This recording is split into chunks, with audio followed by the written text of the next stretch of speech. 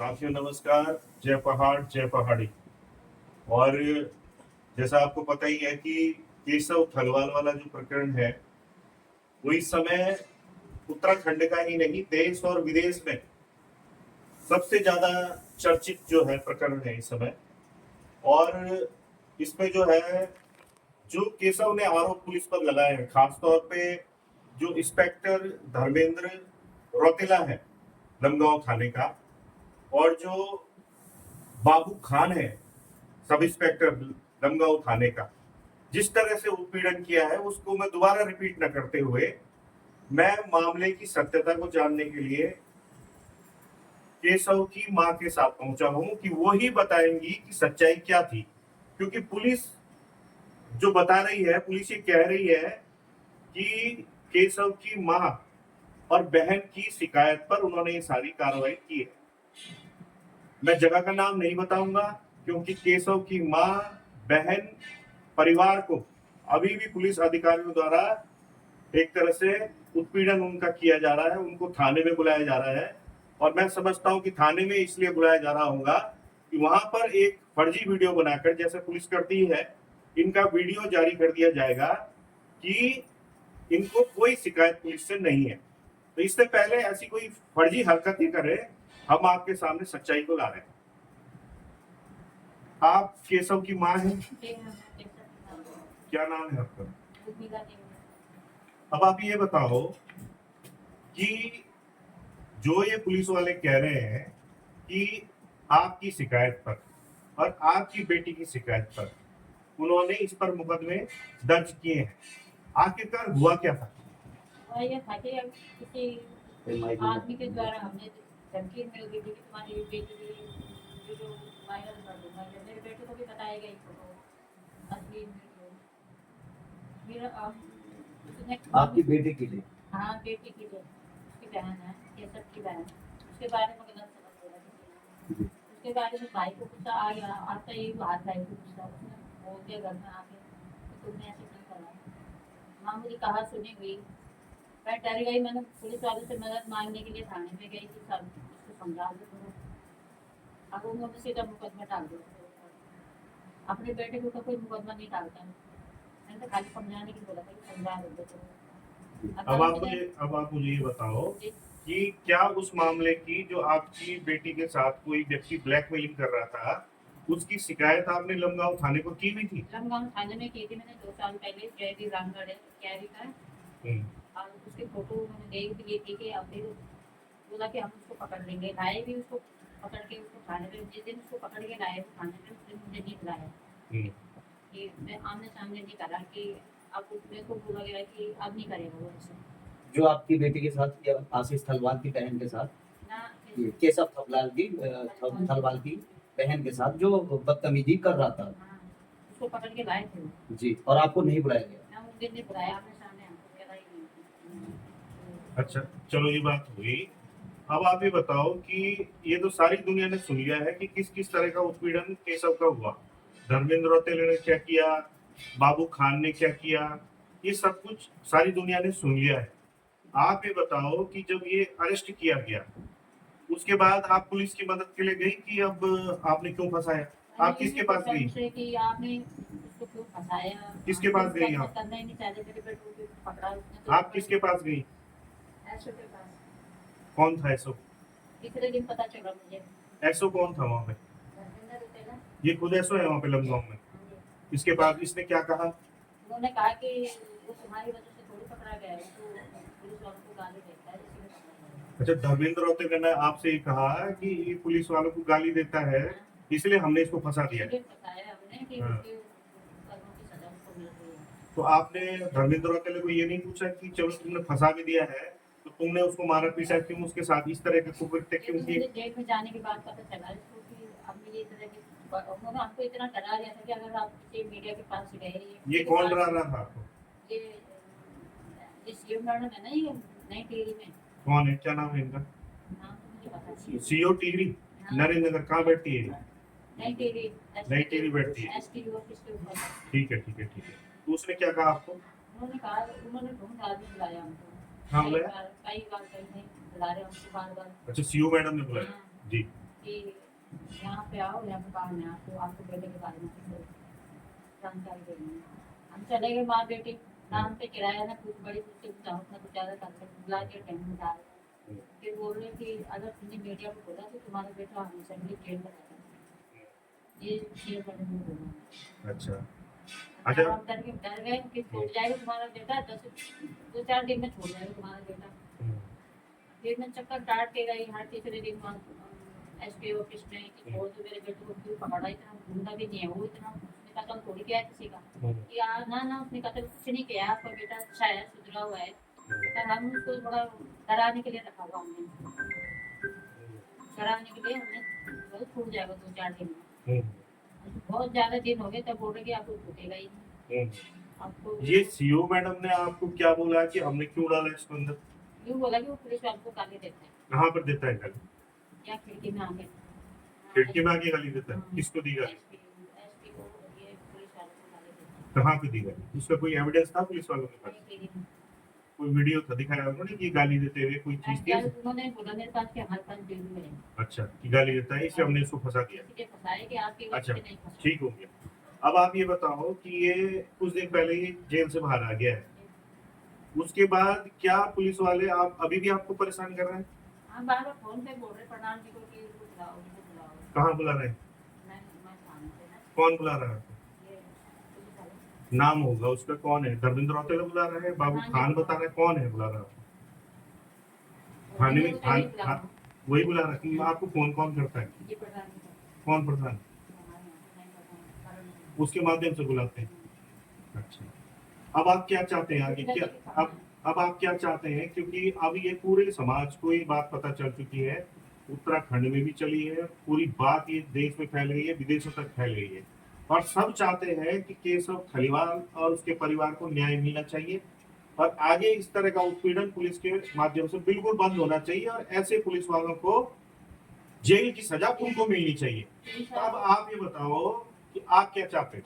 मैं तो अपने बेटे के लिए इंसाफ चाहती हूँ कि वो भी हमारे घर का आर्ट है मालिक है वो और जैसे थोड़ी बोला था हमने कि हमने समझाने के लिए बोला था यूँ थोड़ी बोला था कि उसको मुँह से पिलाओ या डंडे मारो जूते चकराओ इसलिए तो मैं हमने बोला था है ना। हर कोई माँ बाप जब अकेली थी मैं तभी मैं मदद मांगने गई किसी ने बोला कि चल पुलिस वालों से मदद मांग गई समझा देंगे उन्होंने बोला कि हम फोन करके आगे सामने माँ बेटे को बुलाएंगे समझा देंगे हम आपके बेटे को।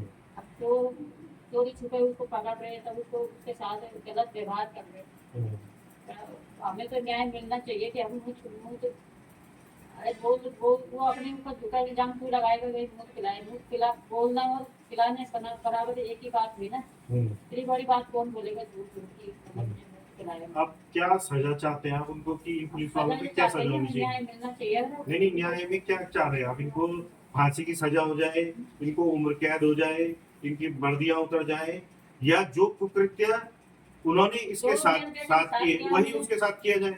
क्या चाह रहे हैं आप? जो उन्होंने मेरे बेटे के साथ किया मुंह पिलाया उनको भी ऐसा ही उनके साथ भी ऐसा ही होना चाहिए पूरे एसपी के साथ क्यों पिला मेरे बेटे को हर इंसान है वो जानवर थोड़ी उनको भी तो मुंह पिलाना चाहिए पुलिस वालों को। नाम क्या है उनके? नाम एक बार बोल दो। धर्मेंद्र रौतेला और दूसरा बाबू खान। बाबू खान है वो जो बोर्ड का मैंने उनसे बोला कि मेरे बेटे को क्यों फंसाया है उन्होंने कहा मैं आज बच्चा कभी कह रहे मर जाओ हमने कोई फर्क नहीं पड़ता। अच्छा ये आपको किसने बोला आपको? ये बाबूराव ने बोला कि बाबू खान क्या बोला आपको? देखो मैं जब बोला मैंने को क्यों फंसाया सर आपने इतनी बड़ी घटना भी तो नहीं हुई थी घर में तो छोटे मोटे झगड़े होते रहते हैं तब वो मैंने को मैं आज बच्चा करूँगी अगर तुमने मेरे बेटे को नहीं छोड़ा तो कह रहे मर जाओ हमने कुछ फर्क नहीं पड़ता है। बाबू खान ने बोला। बाबू खान ने बोला। अच्छा धर्मेंद्र रौतेला वो जो संजीव कुमार है उसके तो मैं पैर भी पड़ी मैंने तो शायद छोड़ दो मेरे बेटे को छोड़ दो बहुत सजा मिल गई उसको 10-15 दिन हो गए 1 महीना हो गया बहुत सजा मिल गई उसके पैर भी पड़ी पैर कुछ नहीं होता अब बुलाओ किसके पैर पड़े? संजीव कुमार के। अच्छा अब आप ये बताओ कि आप इस जो सबसे ज्यादा जो कुकृत्य किए वो धर्मेंद्र रौतेला ने किए, क्या आप उससे भी मिले कभी? बदला लिया मैंने मेरे उससे मिले आप? तो उसने क्या बोला आपको? यार मैंने हमको गाली देता है इसलिए हमने इसको बदला हमने बदला लिया। ऐसे ही बोला। अच्छा अब ये है कि ये जो मामला है ये एक नजीर हो गया है समाज के, ये जब आपके साथ हो सकता है तो किसी के साथ भी हो सकता है। आप समाज से क्या निवेदन करना चाहते हैं? समाज से निवेदन करना चाहते हैं कि हमारी मदद करें और हमारे साथ आगे आए।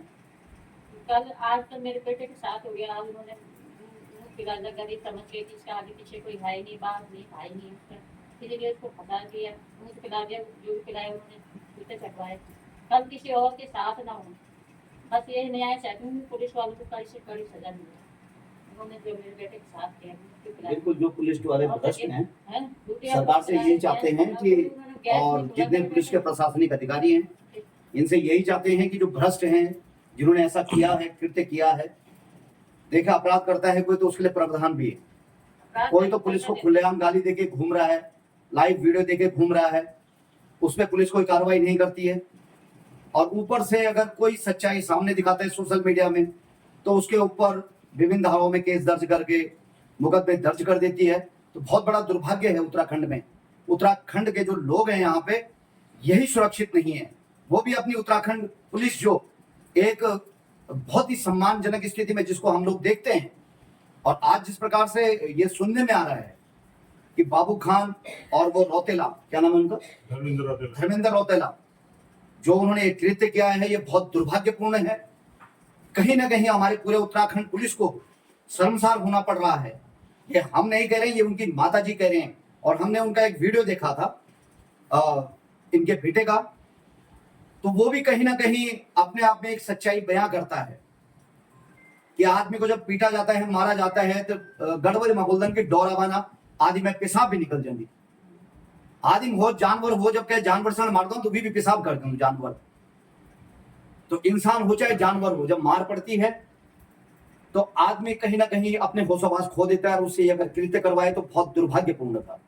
जी, मैं ये दरख्वास्त करना चाह रहा हूँ पूरे समाज से, केवल उत्तराखंड की बात नहीं कह रहा मैं, क्योंकि पुलिस उत्पीड़न का जो शिकार है वो केवल उत्तराखंड में नहीं है, पूरे देश में है।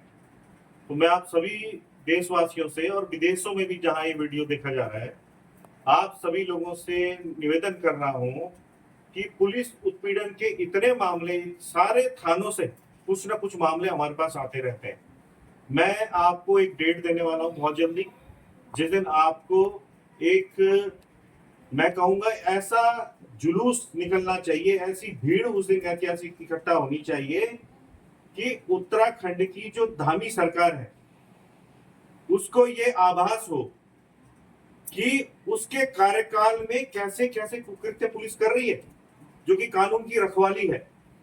और उसके बाद जो राज्यपाल हैं उनसे हम मांग करेंगे कि इस प्रदेश में अगर कानून व्यवस्था चौपट हो गई, मुख्यमंत्री कुछ नहीं कर सकते, डीजीपी कोई संज्ञान नहीं लेंगे, तो यहाँ राष्ट्रपति शासन लागू कर दिया जाए। तो मैं आप सभी लोगों से अनुरोध कर रहा हूं कि बहुत जल्दी मैं आपको जानकारी दूंगा कि कब, कहां और किसका हमें घेराव करना है। उसके बारे में रणनीति हम लोग बना रहे हैं। सभी जगह से बहुत जबरदस्त समर्थन हमें मिल रहा है, और ये आपकी अपनी लड़ाई है, आपके बच्चों की लड़ाई है। क्योंकि आज ये जो है केशव के साथ हुआ, उसके परिवार के साथ हुआ, कल ये किसी दूसरे के साथ होगा, तीसरे के साथ होगा। इसको यही ऐसे अपराधियों को कुकुर मुत्ते की तरह जो उगरे हैं यही समाप्त करना है। मैं इनको पुलिस वाला भी नहीं मानता हूँ। कहीं आपको आशुतोष ये नहीं लगता है कि जो भ्रष्ट हमारे मंत्री हैं, भ्रष्ट विधायक हैं इस समय वर्तमान में, अगर इनके खिलाफ भी बोलते हैं हम लोग, तो यही हमारे ऊपर पुलिस से SC/ST मुकदमा लिखवा देते हैं? आपको नहीं लगता है कहीं कि एक दबाव बनाते हैं पुलिस के ऊपर भी?